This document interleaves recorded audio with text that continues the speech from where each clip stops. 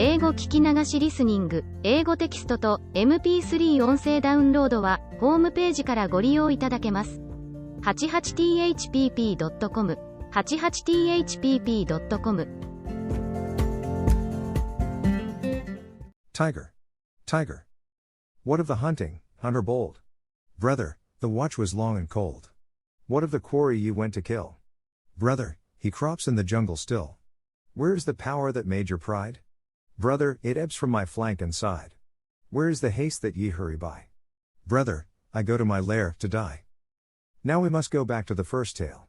When Mowgli left the wolf's cave after the fight with the pack at the Council Rock, he went down to the plowed lands where the villagers lived, but he would not stop there because it was too near to the jungle, and he knew that he had made at least one bad enemy at the council. So he hurried on, keeping to the rough road that ran down the valley, and followed it at a steady jog-trot for nearly 20 miles, till he came to a country that he did not know. The valley opened out into a great plain dotted over with rocks and cut up by ravines. At one end stood a little village, and at the other the thick jungle came down in a sweep to the grazing grounds, and stopped there as though it had been cut off with a hoe. All over the plain, cattle and buffaloes were grazing, and when the little boys in charge of the herd saw Mowgli they shouted and ran away, and the yellow pariah dogs that hang about every Indian village barked. Mowgli walked on, for he was feeling hungry, and when he came to the village gate he saw the big thorn bush that was drawn up before the gate at twilight, pushed to one side. "Oomph," he said, for he had come across more than one such barricade in his night rambles after things to eat. "So men are afraid of the people of the jungle here also." He sat down by the gate, and when a man came out he stood up, opened his mouth, and pointed down it to show that he wanted food. The man stared, and ran back up the one street of the village shouting for the priest, who was a big, fat man dressed in white, with a red and yellow mark on his forehead. The priest came to the gate, and with him at least 100 people, who stared and talked and shouted and pointed at Mowgli. "They have no manners, these men folk," said Mowgli to himself. "Only the gray ape would behave as they do." So he threw back his long hair and frowned at the crowd. "What is there to be afraid of?" said the priest. "Look at the marks on his arms and legs. They are the bites of wolves. He is but a wolf child run away from the jungle." Of course, in playing together, the cubs had often nipped Mowgli harder than they intended, and there were white scars all over his arms and legs. But he would have been the last person in the world to call these bites, for he knew what real biting meant. "Ar! Ar!" said 2 or 3 women together. "To be bitten by wolves, poor child. He is a handsome boy. He has eyes like red fire. By my honor, Mesua, he is not unlike thy boy that was taken by the tiger."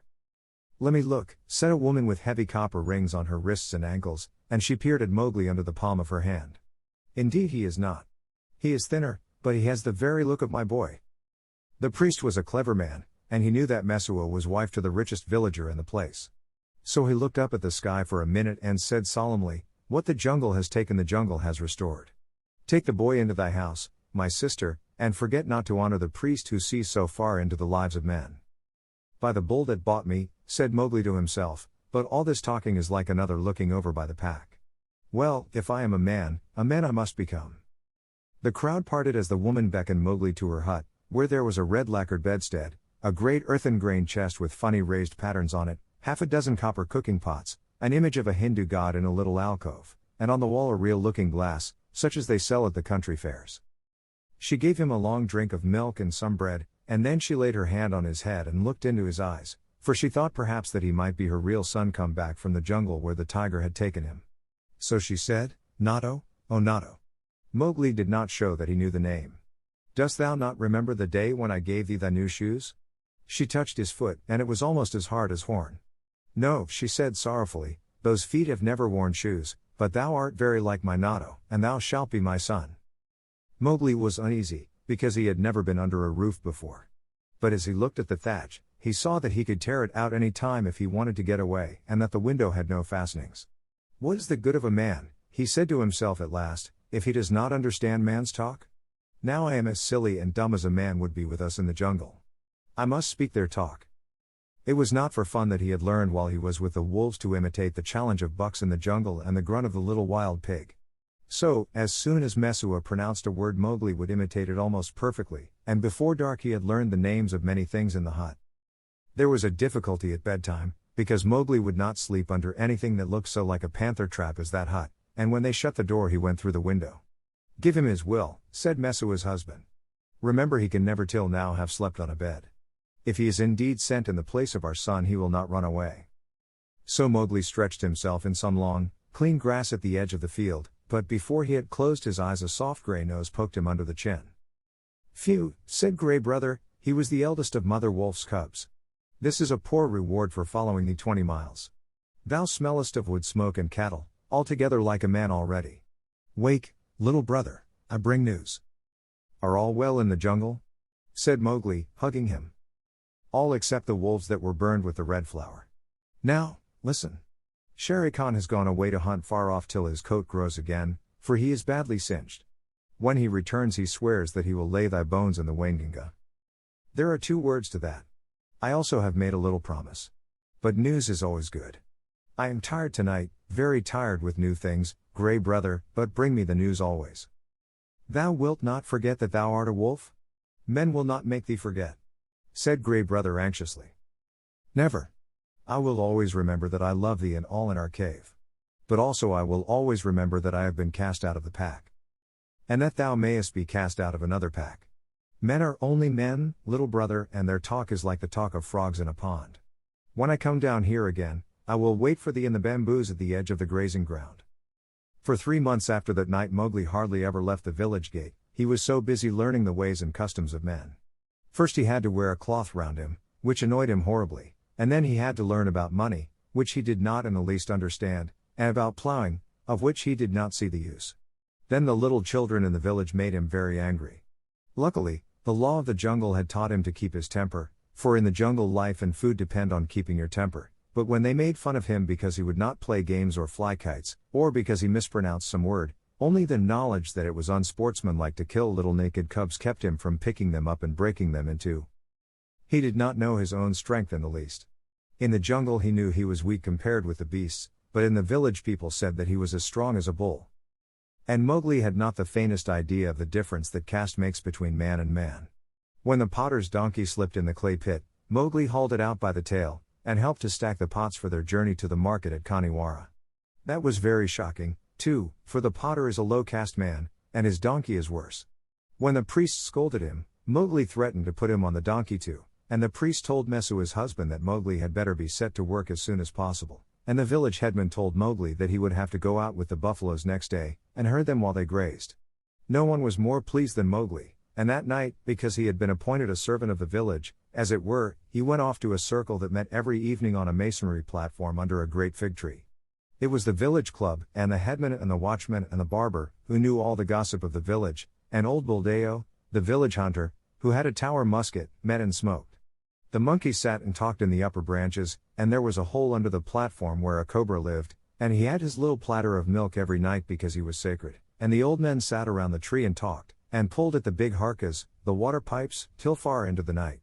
They told wonderful tales of gods and men and ghosts, and Buldeo told even more wonderful ones of the ways of beasts in the jungle, till the eyes of the children sitting outside the circle bulged out of their heads.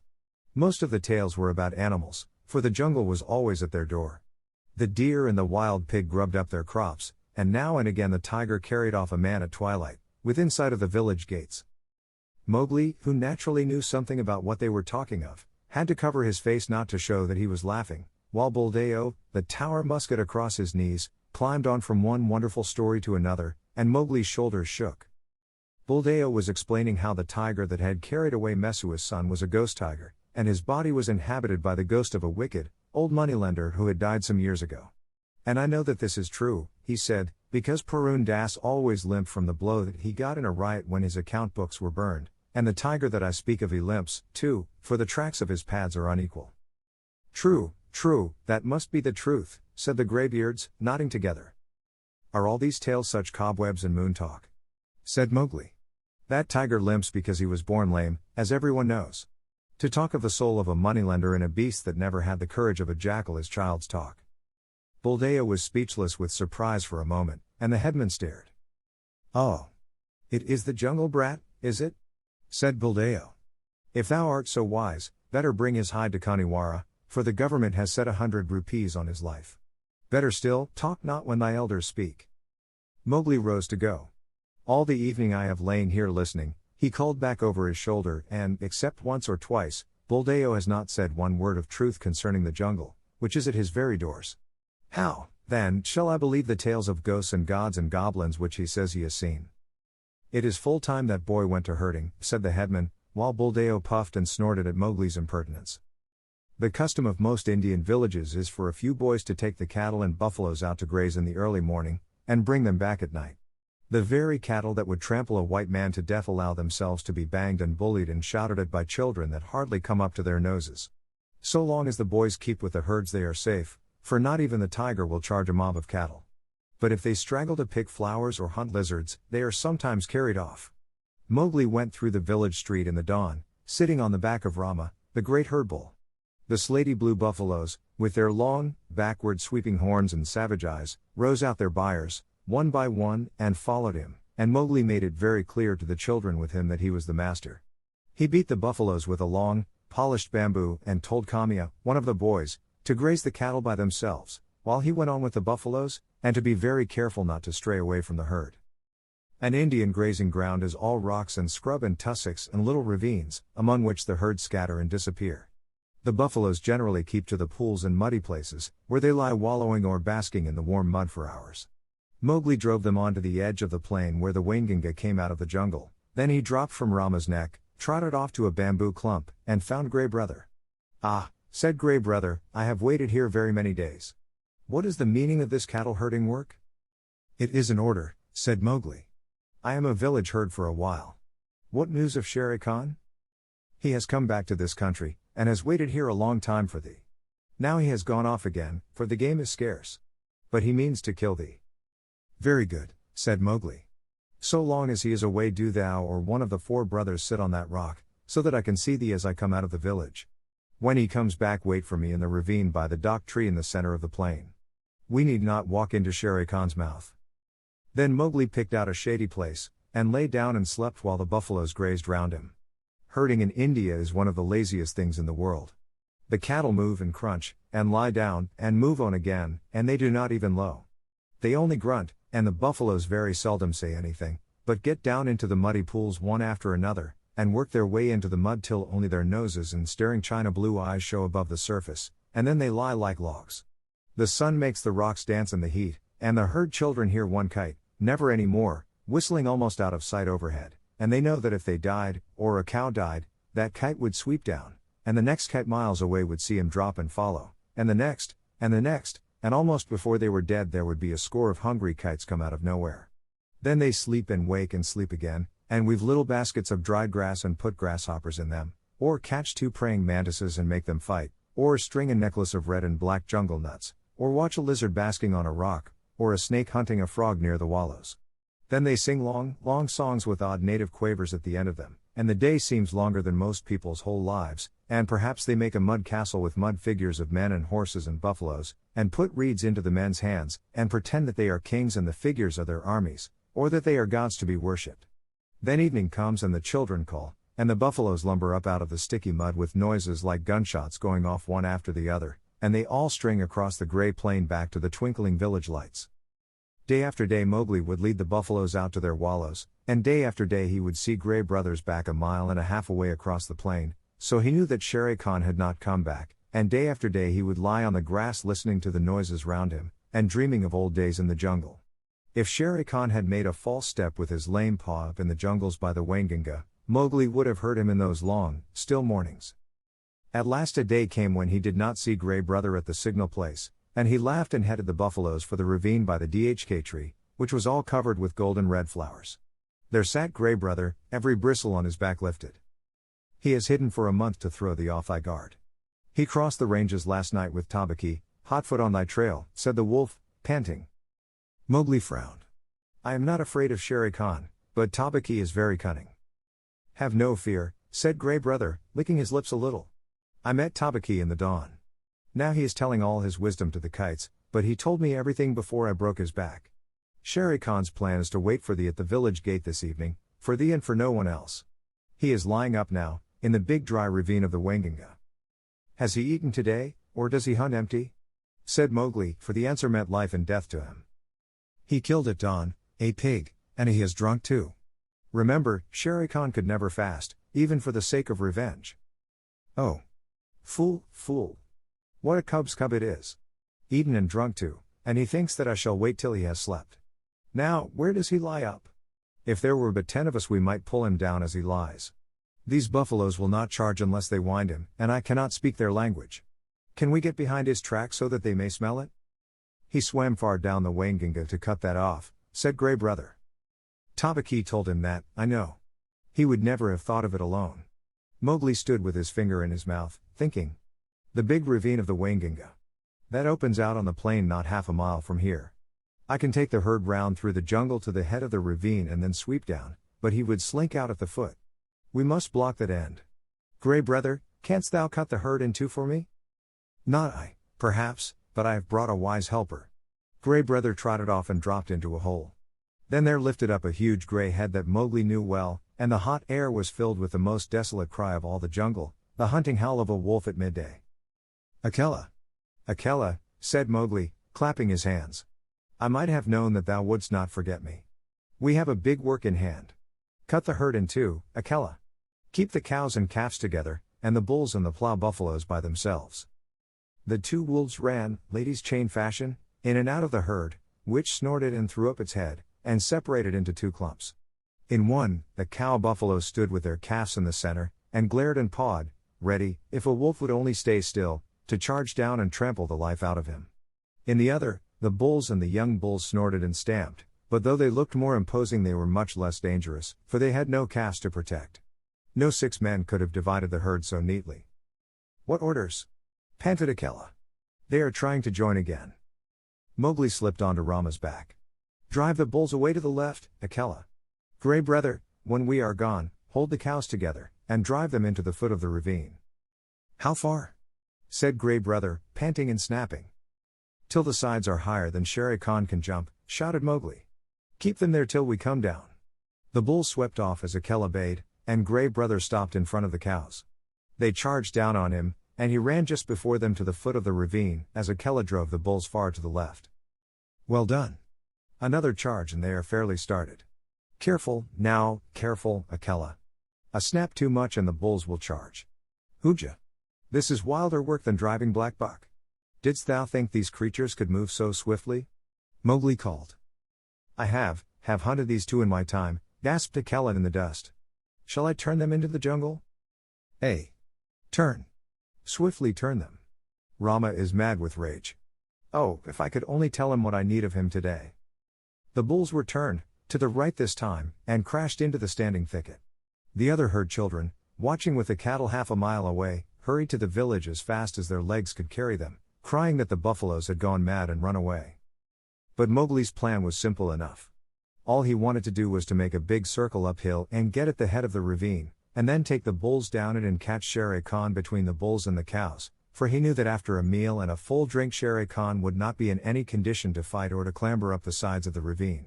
He was soothing the buffaloes now by voice, and Akela had dropped far to the rear, only whimpering once or twice to hurry the rearguard. It was a long, long circle, for they did not wish to get too near the ravine and give Shere Khan warning. At last Mowgli rounded up the bewildered herd at the head of the ravine on a grassy patch that sloped steeply down to the ravine itself. From that height you could see across the tops of the trees down to the plain below, but what Mowgli looked at was the sides of the ravine, and he saw with a great deal of satisfaction that they ran nearly straight up and down, while the vines and creepers that hung over them would give no foothold to a tiger who wanted to get out. Let them breathe, Akela, he said, holding up his hand. They have not winded him yet. Let them breathe. I must tell Shere Khan who comes. We have him in the trap. He put his hands to his mouth and shouted down the ravine. It was almost like shouting down a tunnel, and the echoes jumped from rock to rock. After a long time there came back the drawling, sleepy snarl of a full-fed tiger just wakened. Who calls? Said Shere Khan, and a splendid peacock fluttered up out of the ravine screeching. I, Mowgli. Cattle thief, it is time to come to the council rock. Down, hurry them down, Akela. Down, Rama, down. The herd paused for an instant at the edge of the slope, but Akela gave tongue in the full hunting yell, and they pitched over one after the other, just as steamers shoot rapids, the sand and stones spurting up round them. Once started, there was no chance of stopping, and before they were fairly in the bed of the ravine Rama winded Shere Khan and bellowed. Ha! Ha, said Mowgli, on his back. Now thou knowest. And the torrent of black horns, foaming muzzles, and staring eyes whirled down the ravine just as boulders go down in flood time, the weaker buffaloes being shouldered out to the sides of the ravine where they tore through the creepers. They knew what the business was before them, the terrible charge of the buffalo herd against which no tiger can hope to stand.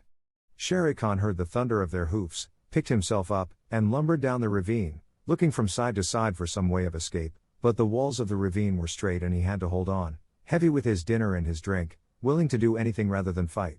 The herd splashed through the pool he had just left, bellowing till the narrow cut rang. Mowgli heard an answering bellow from the foot of the ravine, saw Shere Khan turn. The tiger knew if the worst came to the worst it was better to meet the bulls than the cows with their calves, and then Rama tripped, stumbled, and went on again over something soft, and, with the bulls at his heels, crashed full into the other herd, while the weaker buffaloes were lifted clean off their feet by the shock of the meeting.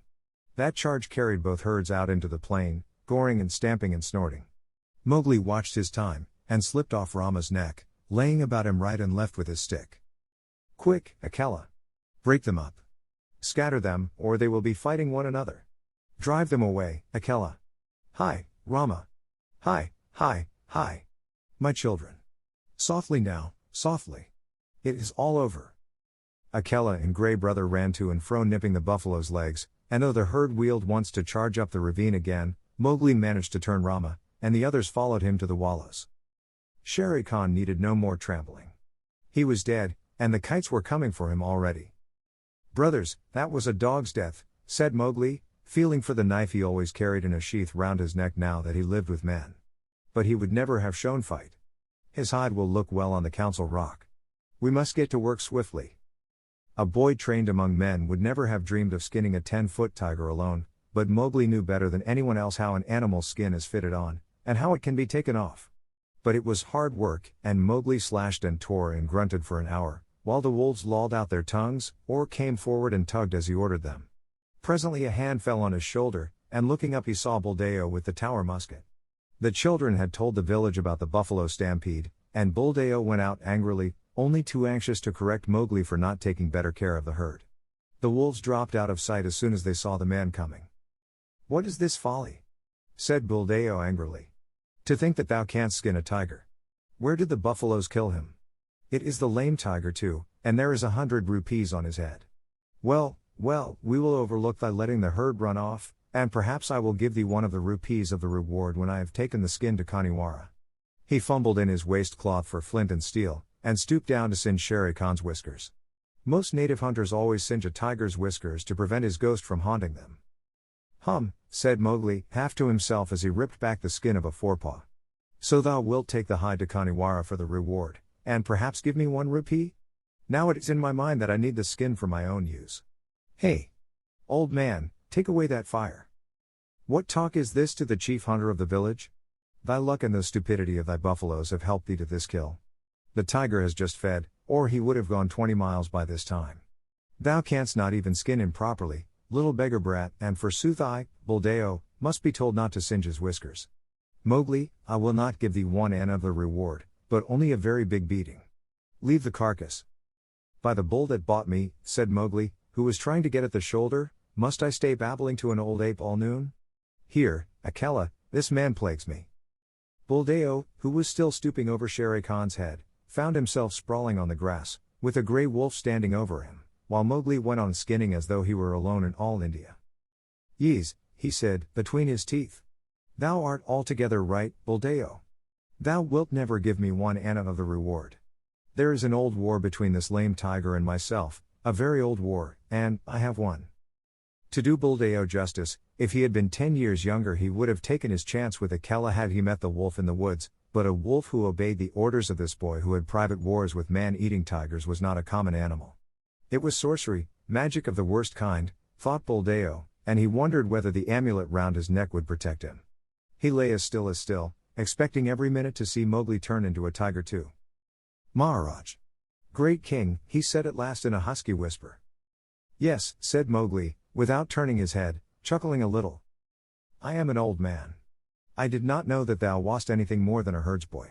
May I rise up and go away, or will thy servant tear me to pieces? Go, and peace go with thee. Only, another time do not meddle with my game. Let him go, Akela. Buldeo hobbled away to the village as fast as he could, looking back over his shoulder in case Mowgli should change into something terrible. When he got to the village, he told a tale of magic and enchantment and sorcery that made the priest look very grave. Mowgli went on with his work, but it was nearly twilight before he and the wolves had drawn the great gay skin clear of the body. Now we must hide this and take the buffaloes home. Help me to herd them, Akela. The herd rounded up in the misty twilight, and when they got near the village, Mowgli saw lights, and heard the conches and bells in the temple blowing and banging. Half the village seemed to be waiting for him by the gate. That is because I have killed Shere Khan, he said to himself. But a shower of stones whistled about his ears, and the villagers shouted, Sorcerer! Wolf's brat! Jungle demon! Go away! Get hence quickly, or the priest will turn thee into a wolf again. Shoot, Buldeo, shoot! The old tower musket went off with a bang, and a young buffalo bellowed in pain. More sorcery, shouted the villagers. He can turn bullets. Buldeo, that was thy buffalo. Now what is this? Said Mowgli, bewildered, as the stones flew thicker. They are not unlike the pack, these brothers of thine, said Akela, sitting down composedly. It is in my head that, if bullets mean anything, they would cast thee out. Wolf! Wolf's cub! Go away, shouted the priest, waving a sprig of the sacred tulsi plant. Again? Last time it was because I was a man. This time it is because I am a wolf. Let us go, Akela. A woman, it was Mesua, ran across to the herd, and cried, Oh, my son, my son.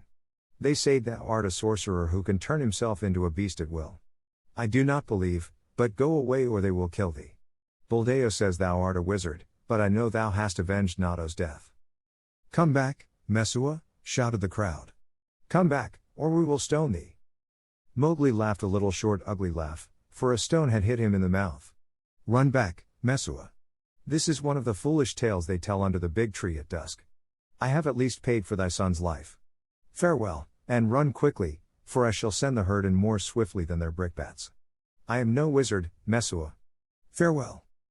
Now, once more, Akela, he cried. Bring the herd in. The buffaloes were anxious enough to get to the village. They hardly needed Akela's yell, but charged through the gate like a whirlwind, scattering the crowd right and left. Keep count, shouted Mowgli scornfully.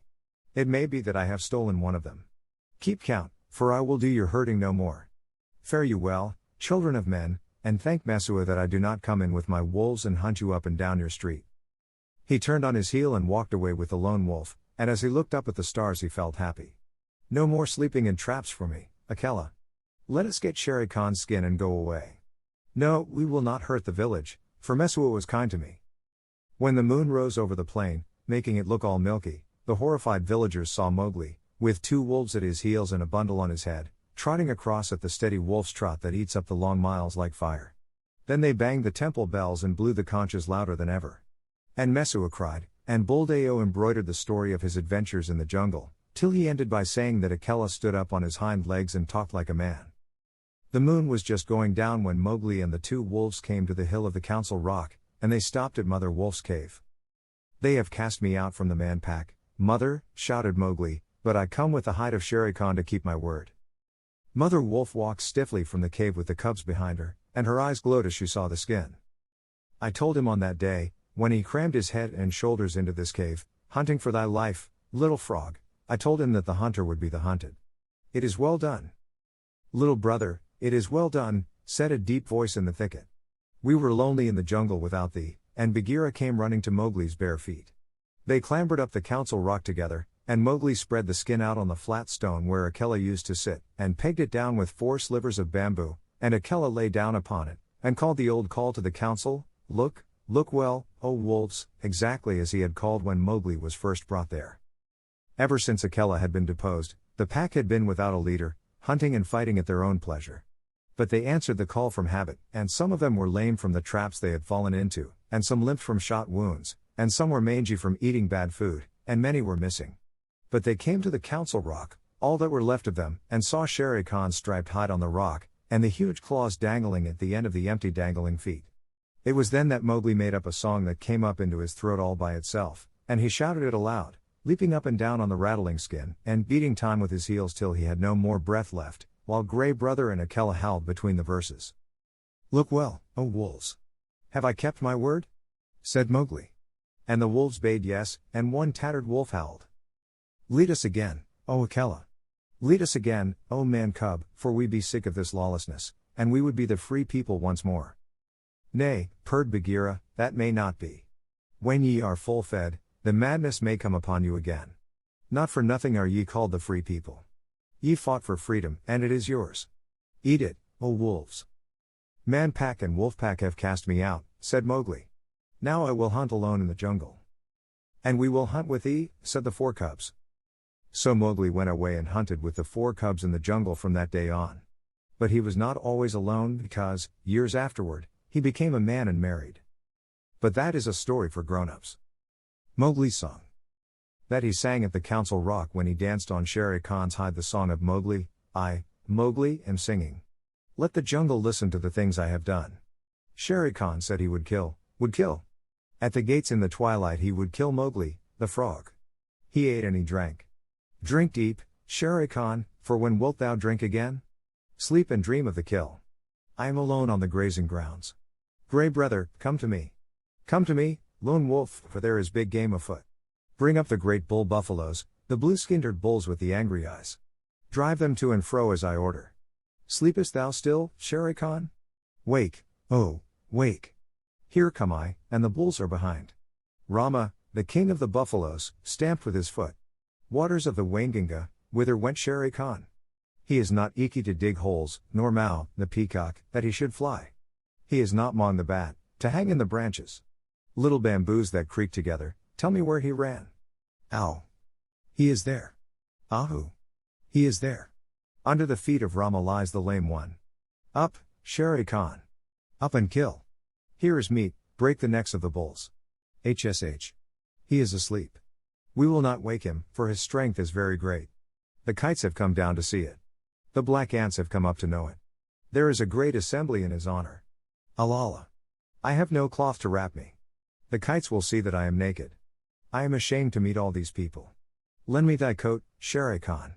Lend me thy gay striped coat that I may go to the council rock.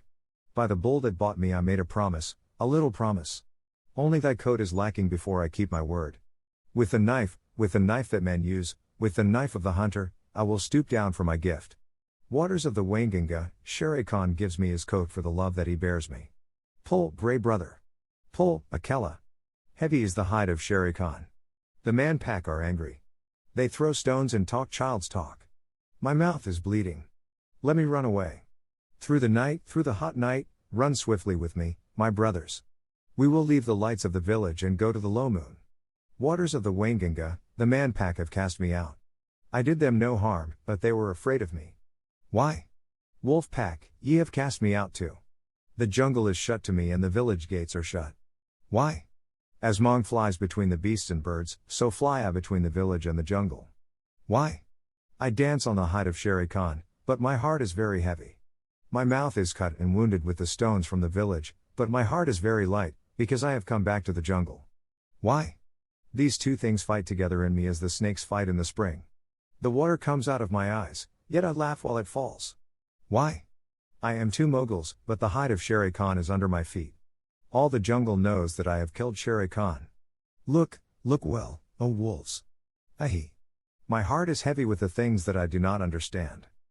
The white seal. Oh. Hush thee, my baby, the night is behind us, and black are the waters that sparkled so green. The moon, or the combers, looks downward to find us at rest in the hollows that rustle between. Where billow meets billow, then soft be thy pillow, weary flipperling, curl at thy ease. The storm shall not wake thee, nor shark overtake thee, asleep in the arms of the slow swinging seas. Seal Lullaby. All these things happened several years ago at a place called Novastashna, or Northeast Point, on the island of St. Paul, away in the Bering Sea. Limmershin, the winter wren, told me the tale when he was blown onto the rigging of a steamer going to Japan, and I took him down into my cabin and warmed and fed him for a couple of days till he was fit to fly back to St. Paul's again. Limmershin is a very quaint little bird, but he knows how to tell the truth. Nobody comes to Novastashna except on business, and the only people who have regular business there are the seals. They come in the summer months by hundreds and hundreds of thousands out of the cold grey sea. For Novastashna Beach has the finest accommodation for seals of any place in all the world. Sea Catch knew that, and every spring would swim from whatever place he happened to be in, would swim like a torpedo boat straight for Novastoshnah and spend a month fighting with his companions for a good place on the rocks, as close to the sea as possible. Sea Catch was 15 years old, a huge gray fur seal with almost a mane on his shoulders, and long, wicked dog teeth. When he heaved himself up on his front flippers, he stood more than 4 feet clear of the ground, and his weight, if anyone had been bold enough to weigh him, was nearly 700 pounds. He was scarred all over with the marks of savage fights, but he was always ready for just one fight more. He would put his head on one side, as though he were afraid to look his enemy in the face, then he would shoot it out like lightning, and when the big teeth were firmly fixed on the other seal's neck, the other seal might get away if he could, but Sea Catch would not help him. Yet Sea Catch never chased a beaten seal, for that was against the rules of the beach. He only wanted room by the sea for his nursery. But as there were 40 or 50,000 other seals hunting for the same thing each spring, the whistling, bellowing, roaring, and blowing on the beach was something frightful. From a little hill called Hutchinson's Hill, you could look over 3.5 miles of ground covered with fighting seals, and the surf was dotted all over with the heads of seals hurrying to land and begin their share of the fighting. They fought in the breakers, they fought in the sand, and they fought on the smooth worn basalt rocks of the nurseries, for they were just as stupid and unaccommodating as men. Their wives never came to the island until late in May or early in June, for they did not care to be torn to pieces, and the young 2, 3, and 4-year-old seals who had not begun housekeeping went inland about half a mile through the ranks of the fighters and played about on the sand dunes in droves and legions, and rubbed off every single green thing that grew. They were called the Holoskiki, the bachelors, and there were perhaps 200,000 or 300,000 of them at Novastoshnah alone. Sea Catch had just finished his 45th fight one spring when Matka, his soft, sleek, gentle-eyed wife, came up out of the sea, and he caught her by the scruff of the neck and dumped her down on his reservation, saying gruffly, "Late as usual. Where have you been?" It was not the fashion for Sea Catch to eat anything during the 4 months he stayed on the beaches, and so his temper was generally bad. Matka knew better than to answer back. She looked round and cooed, "How thoughtful of you. You've taken the old place again." "I should think I had," said Sea Catch. "Look at me." He was scratched and bleeding in 20 places, one eye was almost out, and his sides were torn to ribbons. "Oh, you men," Matka said, fanning herself with her hind flipper. "Why can't you be sensible and settle your places quietly? You look as though you had been fighting with the killer whale." "I haven't been doing anything but fight since the middle of May. The beach is disgracefully crowded this season. I've met at least 100 seals from Lukannon Beach, house hunting. Why can't people stay where they belong? I've often thought we should be much happier if we hauled out at Otter Island instead of this crowded place," said Matka. "Bah! Only the Holoskiki go to Otter Island. If we went there they would say we were afraid. We must preserve appearances, my dear." Sea Catch sunk his head proudly between his fat shoulders and pretended to go to sleep for a few minutes, but all the time he was keeping a sharp lookout for a fight. Now that all the seals and their wives were on the land, you could hear their clamor miles out to sea above the loudest gales. At the lowest counting there were over 1 million seals on the beach, old seals, mother seals, tiny babies, and Holoskiki, fighting, scuffling, bleeding, crawling, and playing together, going down to the sea and coming up from it in gangs and regiments, lying over every foot of ground as far as the eye could reach, and skirmishing about in brigades through the fog. It is nearly always foggy at Novastoshnah, except when the sun comes out and makes everything look all pearly and rainbow-colored for a little while. Kotik, Matka's baby, was born in the middle of that confusion, and he was all head and shoulders, with pale, watery blue eyes, as tiny seals must be, but there was something about his coat that made his mother look at him very closely. "Sea Catch," she said, at last, "our baby's going to be white." "Empty clamshells and dry seaweed," snorted Sea Catch. "There never has been such a thing in the world as a white seal." "I can't help that," said Matka, "there's going to be now." And she sang the low, crooning seal song that all the mother seals sing to their babies. "You mustn't swim till you're 6 weeks old, or your head will be sunk by your heels, and summer gales and killer whales are bad for baby seals. Are bad for baby seals, dear rat, as bad can be, but splash and grow strong, and you can't be wrong. Child of the open sea." Of course the little fellow did not understand the words at first. He paddled and scrambled about by his mother's side, and learned to scuffle out of the way when his father was fighting with another seal, and the two rolled and roared up and down the slippery rocks. Matka used to go to sea to get things to eat, and the baby was fed only once in 2 days, but then he ate all he could and throve upon it. The first thing he did was to crawl inland, and there he met tens of thousands of babies of his own age, and they played together like puppies, went to sleep on the clean sand, and played again. The old people in the nurseries took no notice of them, and the holoskiki kept to their own grounds, and the babies had a beautiful playtime. When Matka came back from her deep-sea fishing, she would go straight to their playground and call as a sheep calls for a lamb, and wait until she heard Kotick bleat. Then she would take the straightest of straight lines in his direction, striking out with her 4 flippers and knocking the youngster's head over heels right and left. There were always a few hundred mothers hunting for their children through the playgrounds, and the babies were kept lively. But, as Matka told Kotick, so long as you don't lie in muddy water and get mange, or rub the hard sand into a cut or scratch, and so long as you never go swimming when there is a heavy sea, nothing will hurt you here. Little seals can no more swim than little children, but they are unhappy till they learn. The first time that Kotick went down to the sea, a wave carried him out beyond his depth, and his big head sank and his little hind flippers flew up exactly as his mother had told him in the song, and if the next wave had not thrown him back again he would have drowned. After that, he learned to lie in a beach pool and let the wash of the waves just cover him and lift him up while he paddled, but he always kept his eye open for big waves that might hurt. He was 2 weeks learning to use his flippers, and all that while he floundered in and out of the water, and coughed and grunted and crawled up the beach and took catnaps on the sand, and went back again, until at last he found that he truly belonged to the water. Then you can imagine the times that he had with his companions, ducking under the rollers, or coming in on top of a comber and landing with a swash and a splutter as the big wave went whirling far up the beach, or standing up on his tail and scratching his head as the old people did, or playing I'm the king of the castle on slippery, weedy rocks that just stuck out of the wash.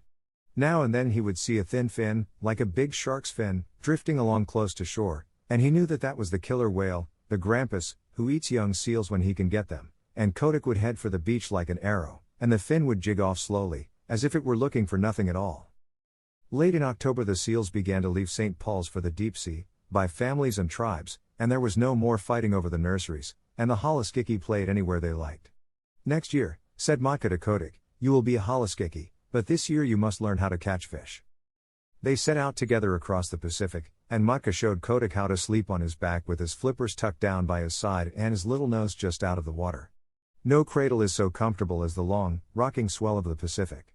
When Kotick felt his skin tingle all over, Matka told him he was learning the feel of the water, and that tingly, prickly feelings meant bad weather coming, and he must swim hard and get away. In a little time, she said, you'll know where to swim to, but just now we'll follow Sea Pig, the porpoise, for he is very wise. A school of porpoises were ducking and tearing through the water, and little Kotick followed them as fast as he could. How do you know where to go to? He panted. The leader of the school rolled his white eye and ducked under. My tail tingles, youngster, he said. That means there's a gale behind me. Come along.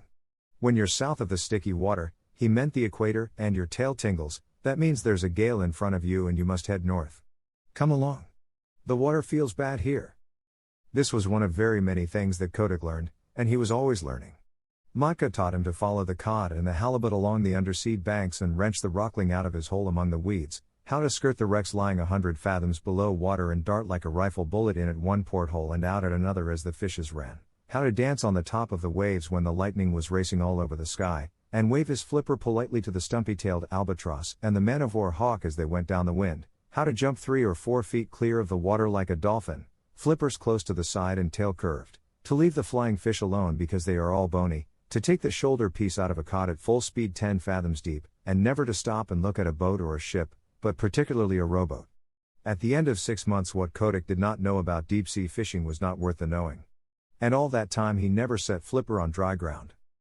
One day, however, as he was lying half asleep in the warm water somewhere off the island of Juan Fernandez, he felt faint and lazy all over, just as human people do when the spring is in their legs, and he remembered the good firm beaches of Nova Scotia 7,000 miles away, the games his companions played, the smell of the seaweed, the seal roar, and the fighting. That very minute he turned north, swimming steadily, and as he went on he met scores of his mates, all bound for the same place, and they said, Greeting, Kotick. This year we are all holoskiki, and we can dance the fire dance in the breakers off Lake Cannon and play on the new grass. But where did you get that coat? Kotick's fur was almost pure white now, and though he felt very proud of it, he only said, Swim quickly. My bones are aching for the land. And so they all came to the beaches where they had been born, and heard the old seals, their fathers, fighting in the rolling mist. That night Kotick danced the fire dance with the yearling seals. The sea is full of fire on summer nights all the way down from Novastoshnah to Lukannon, and each seal leaves a wake like burning oil behind him in a flaming flash when he jumps, and the waves break in great phosphorescent streaks and swirls. Then they went inland to the Halaskiki grounds and rolled up and down in the new wild wheat and told stories of what they had done while they had been at sea. They talked about the Pacific as boys would talk about a wood that they had been nutting in, and if anyone had understood them he could have gone away and made such a chart of that ocean as never was. The 3- and 4-year-old Halaskiki romped down from Hutchinson's Hill crying, "Out of the way, youngsters. The sea is deep and you don't know all that's in it yet. Wait till you've rounded the horn. Hi, you yearling, where did you get that white coat?" "I didn't get it," said Kotick. "It grew." And just as he was going to roll the speaker over, a couple of black-haired men with flat red faces came from behind a sand dune, and Kotick, who had never seen a man before, coughed and lowered his head. The Halaskiki just bundled off a few yards and sat staring stupidly. The men were no less than Carrick Buterin, the chief of the seal hunters on the island, and Ptolemy, his son. They came from the little village not half a mile from the sea nurseries, and they were deciding what seals they would drive up to the killing pens, for the seals were driven just like sheep, to be turned into sealskin jackets later on. "Ho," said Ptolemy. "Look. There's a white seal." Carrick Buterin turned nearly white under his oil and smoke, for he was an Aleut, and Aleuts are not clean people. Then he began to mutter a prayer. "Don't touch him, Ptolemy. There has never been a white seal since I was born. Perhaps it is old Zaharov's ghost. He was lost last year in the big gale." "I'm not going near him," said Ptolemy. "He's unlucky." "Do you really think he is old Zaharov come back? I owe him for some gull's eggs." "Don't look at him," said Carrick. "Head off that drove of 4-year-olds. The men ought to skin 200 today, but it's the beginning of the season and they are new to the work. 100 will do. Quick." Ptolemy rattled a pair of seal's shoulder bones in front of a herd of Halaskiki and they stopped dead, puffing and blowing. Then he stepped near and the seals began to move, and Carrick headed them inland, and they never tried to get back to their companions.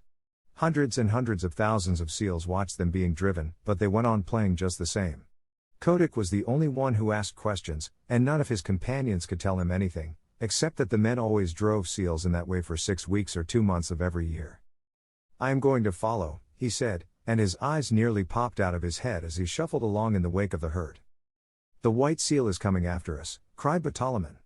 "That's the first time a seal has ever come to the killing grounds alone." "HSH. Don't look behind you," said Carrick. "It is Zaharov's ghost. I must speak to the priest about this." The distance to the killing grounds was only half a mile, but it took an hour to cover, because if the seals went too fast Carrick knew that they would get heated and then their fur would come off in patches when they were skinned. So they went on very slowly, past Sea Lion's Neck, past Webster House, till they came to the salt house just beyond the sight of the seals on the beach. Kotick followed, panting and wondering. He thought that he was at the world's end, but the roar of the seal nurseries behind him sounded as loud as the roar of a train in a tunnel. Then Carrick sat down on the moss and pulled out a heavy pewter watch and let the drove cool off for 30 minutes, and Kotick could hear the fog dew dripping off the brim of his cap. Then 10 or 12 men, each with an iron-bound club 3 or 4 feet long, came up, and Carrick pointed out 1 or 2 of the drove that were bitten by their companions or too hot, and the men kicked those aside with their heavy boots made of the skin of a walrus's throat, and then Carrick said, "Let go." And then the men clubbed the seals on the head as fast as they could.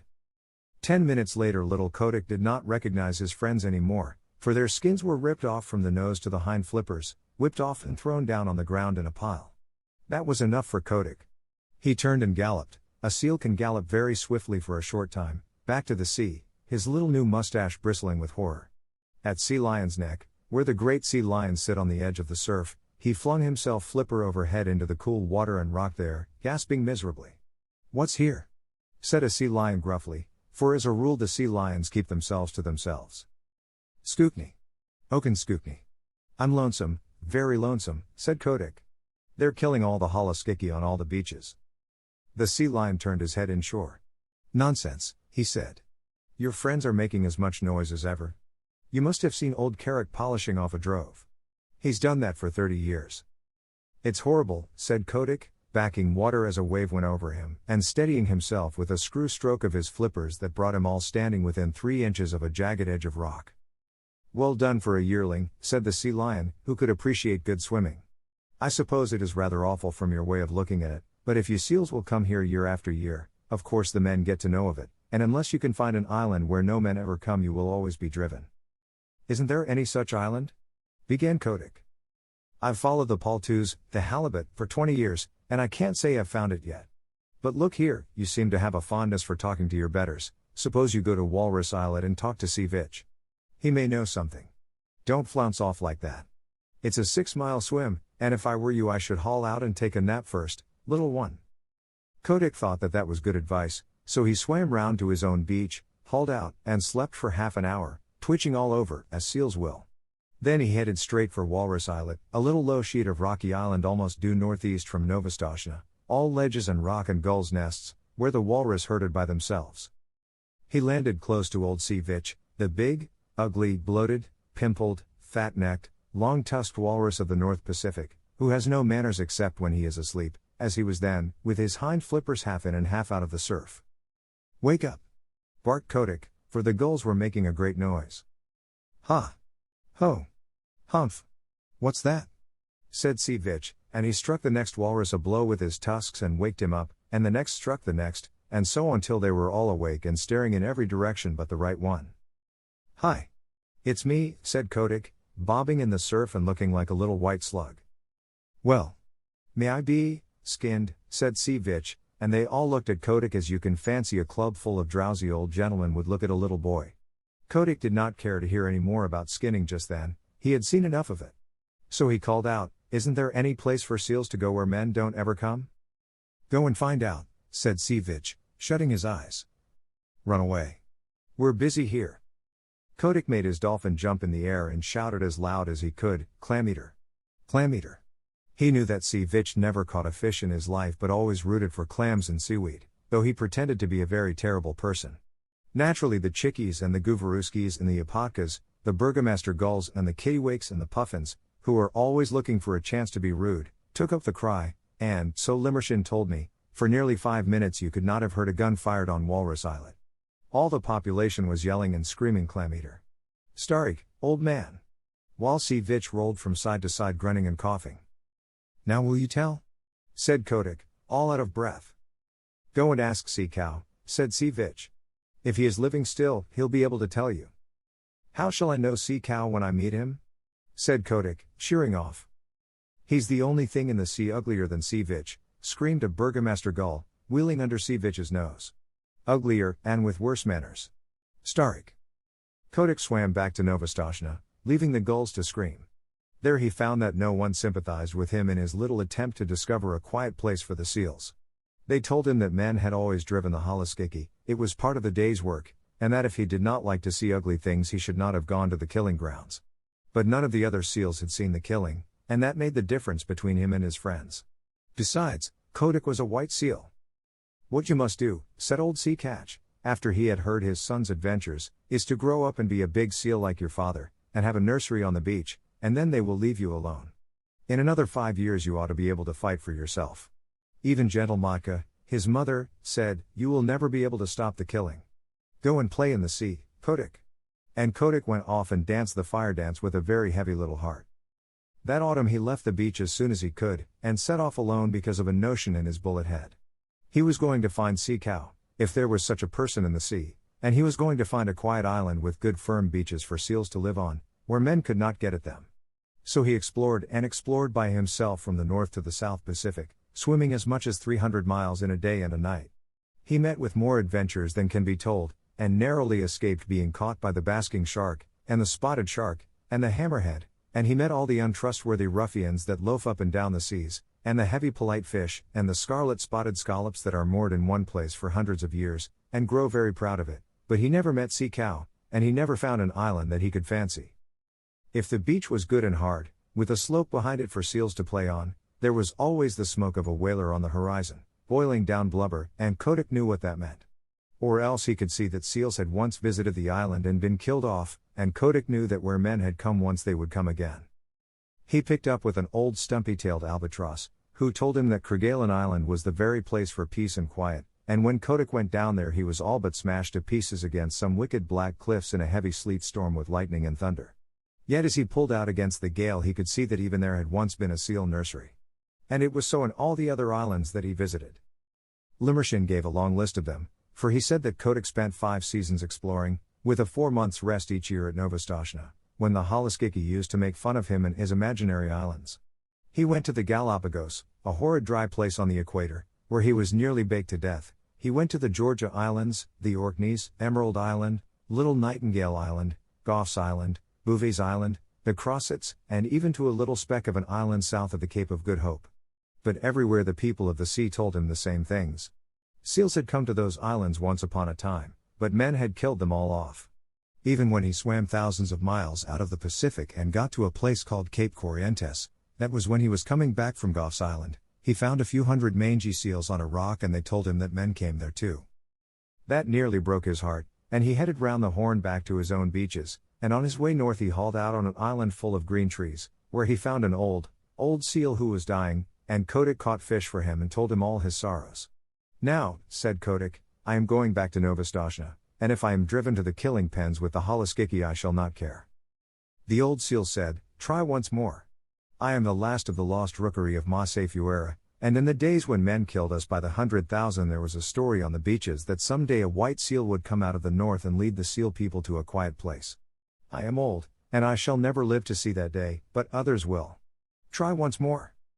And Kotick curled up his mustache, it was a beauty, and said, I am the only white seal that has ever been born on the beaches, and I am the only seal, black or white, who ever thought of looking for new islands. This cheered him immensely, and when he came back to Novastoshnah that summer, Matka, his mother, begged him to marry and settle down, for he was no longer a holoskik but a full-grown sea catch, with a curly white mane on his shoulders, as heavy, as big, and as fierce as his father. Give me another season, he said. Remember, mother, it is always the 7th wave that goes farthest up the beach. Curiously enough, there was another seal who thought that she would put off marrying till the next year, and Kotick danced the fire dance with her all down Lakanan Beach the night before he set off on his last exploration. This time he went westward, because he had fallen on the trail of a great shoal of halibut, and he needed at least 100 pounds of fish a day to keep him in good condition. He chased them till he was tired, and then he curled himself up and went to sleep on the hollows of the ground swell that sets into Copper Island. He knew the coast perfectly well, so about midnight, when he felt himself gently bumped on a wee bed, he said, tide's running strong tonight, and turning over underwater opened his eyes slowly and stretched. Then he jumped like a cat, for he saw huge things nosing about in the shoal water and browsing on the heavy fringes of the weeds. By the great combers of Magellan, he said, beneath his mustache. Who in the deep sea are these people? They were like no walrus, sea lion, seal, bear, whale, shark, fish, squid, or scallop that Kotick had ever seen before. They were between 20 and 30 feet long, and they had no hind flippers, but a shovel-like tail that looked as if it had been whittled out of wet leather. Their heads were the most foolish-looking things you ever saw, and they balanced on the ends of their tails in deep water when they weren't grazing, bowing solemnly to each other and waving their front flippers as a fat man waves his arm. Ahem, said Kotick. Good sport, gentlemen? The big things answered by bowing and waving their flippers like the frog footmen. When they began feeding again, Kotick saw that their upper lip was split into 2 pieces that they could twitch apart about a foot and bring together again with a whole bushel of seaweed between the splits. They tucked the stuff into their mouths and chumped solemnly. Messy style of feeding, that, said Kotick. They bowed again, and Kotick began to lose his temper. Very good, he said. If you do happen to have an extra joint in your front flipper you needn't show off so. I see you bow gracefully, but I should like to know your names. The split lips moved and twitched, and the glassy green eyes stared, but they did not speak. Well, said Kotick. You're the only people I've ever met uglier than Sea Vitch, and with worse manners. Then he remembered in a flash what the Burgomaster gull had screamed to him when he was a little yearling at Walrus Islet, and he tumbled backward in the water, for he knew that he had found sea cow at last. The sea cows went on schlooping and grazing and chumping in the weed, and Kotick asked them questions in every language that he had picked up in his travels, and the sea people talked nearly as many languages as human beings. But the sea cows did not answer because sea cow cannot talk. He has only 6 bones in his neck where he ought to have 7, and they say under the sea that prevents him from speaking even to his companions. But, as you know, he has an extra joint in his foreflipper, and by waving it up and down and about he makes what answers to a sort of clumsy telegraphic code. By daylight Kotick's mane was standing on end and his temper was gone where the dead crabs go. Then the sea cow began to travel northward very slowly, stopping to hold absurd bowing councils from time to time, and Kotick followed them, saying to himself, People who are such idiots as these are would have been killed long ago if they hadn't found out some safe island. And what is good enough for the sea cow is good enough for the sea catch. All the same, I wish they'd hurry. It was weary work for Kotick. The herd never went more than 40 or 50 miles a day, and stopped to feed at night, and kept close to the shore all the time, while Kotick swam round them and over them and under them, but he could not hurry them up 1/2 mile. As they went farther north they held a bowing council every few hours, and Kotick nearly bit off his mustache with impatience till he saw that they were following up a warm current of water, and then he respected them more. One night they sank through the shiny water, sank like stones, and for the first time since he had known them began to swim quickly. Kotick followed, and the pace astonished him, for he never dreamed that sea cow was anything of a swimmer. They headed for a cliff by the shore, a cliff that ran down into deep water, and plunged into a dark hole at the foot of it, 20 fathoms under the sea. It was a long, long swim, and Kotick badly wanted fresh air before he was out of the dark tunnel they led him through. "My wig," he said, when he rose, gasping and puffing, into open water at the farther end. It was a long dive, but it was worth it. The sea cows had separated and were browsing lazily along the edges of the finest beaches that Kotick had ever seen.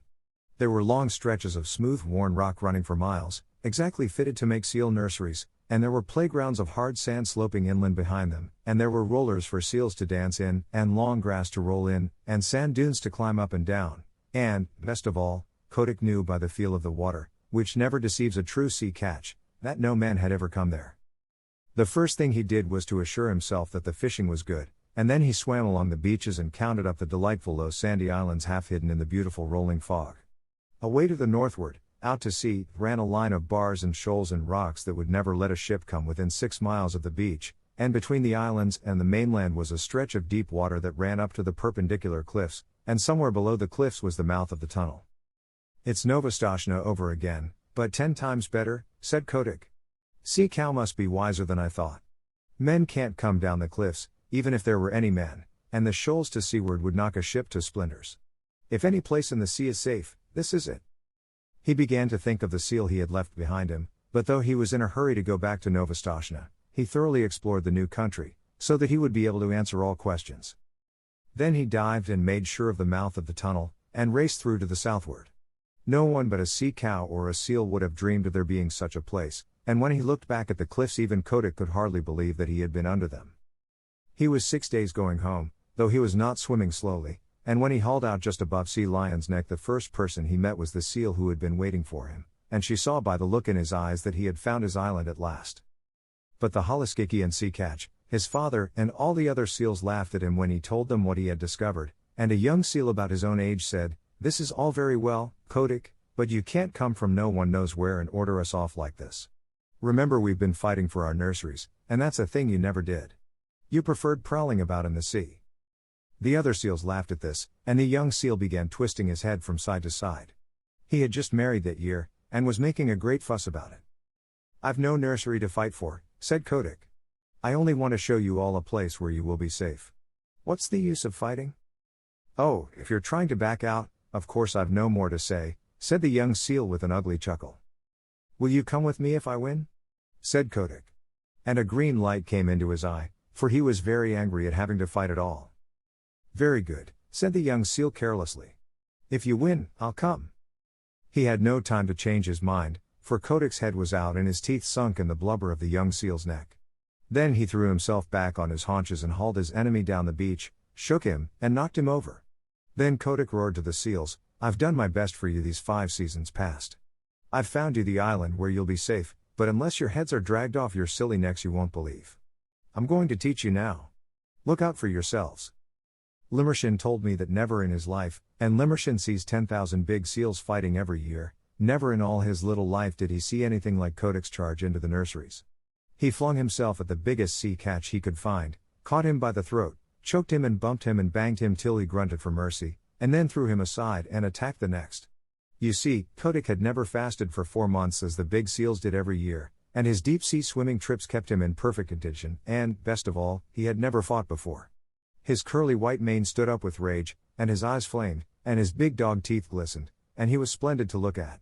Old Sea Catch, his father, saw him tearing past, hauling the grizzled old seals about as though they had been halibut, and upsetting the young bachelors in all directions, and Sea Catch gave a roar and shouted, He may be a fool, but he is the best fighter on the beaches. Don't tackle your father, my son. He's with you. Kotick roared in answer, and old sea catch waddled in with his mustache on end, blowing like a locomotive, while Matka and the seal that was going to marry Kotick cowered down and admired their menfolk.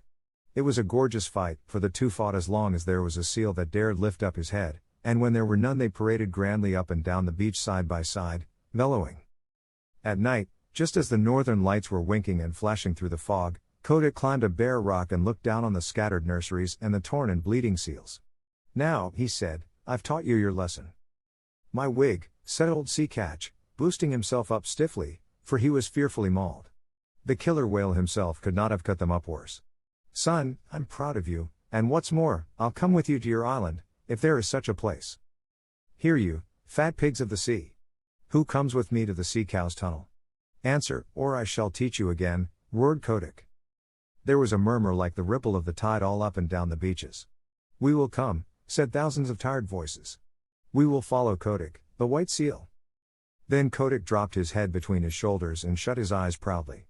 He was not a white seal anymore, but red from head to tail. All the same he would have scorned to look at or touch one of his wounds. A week later he and his army, nearly 10,000 Holoskiki and old seals, went away north to the sea cow's tunnel, Kotick leading them, and the seals that stayed at Novostochna called them idiots. But next spring, when they all met off the fishing banks of the Pacific, Kotick seals told such tales of the new beaches beyond sea cow's tunnel that more and more seals left Novostochna. Of course it was not all done at once, for the seals are not very clever, and they need a long time to turn things over in their minds, but year after year more seals went away from Novostochna, and Lakanen, and the other nurseries, to the quiet, sheltered beaches where Kotick sits all the summer through, getting bigger and fatter and stronger each year, while the Holoskiki play around him, in that sea where no man comes. Lakanen. This is the great deep-sea song that all the St. Paul seals sing when they are heading back to their beaches in the summer. It is a sort of very sad seal national anthem. I met my mates in the morning, and, oh, but I am old, where roaring on the ledges the summer groundswell rolled, I heard them lift the chorus that drowned the breaker's song, the beaches of Lakanen, 2,000,000 voices strong. The song of pleasant stations beside the salt lagoons, the song of blowing squadrons that shuffled down the dunes, the song of midnight dances that churned the sea to flame, the beaches of Lakanen, before the sealers came. I met my mates in the morning, I'll never meet them more, they came and went in legions that darken all the shore. And o'er the foam flecked offing as far as voice could reach we hailed the landing parties and we sang them up the beach. The beaches of Lakanen, the winter wheat so tall, the dripping, crinkled lichens and the sea fog drenching all. The platforms of our playground, all shining smooth and worn. The beaches of Lakanen, the home where we were born. I met my mates in the morning, a broken, scattered band. Men shoot us in the water and club us on the land, men drive us to the salt house like silly sheep and tame, and still we sing Lakanen, before the sealers came. We'll down to southward, oh, Guvaruska, go. And tell the deep-sea viceroys the story of our woe, ere, empty as the shark's egg the tempest flings ashore, the beaches of Lakanen shall know their sons no more. 物語の続きは、ホームページからお聞きいただけます。また、テキスト、MP3 ダウンロードも合わせてご利用ください。88thpp.com 88thpp.com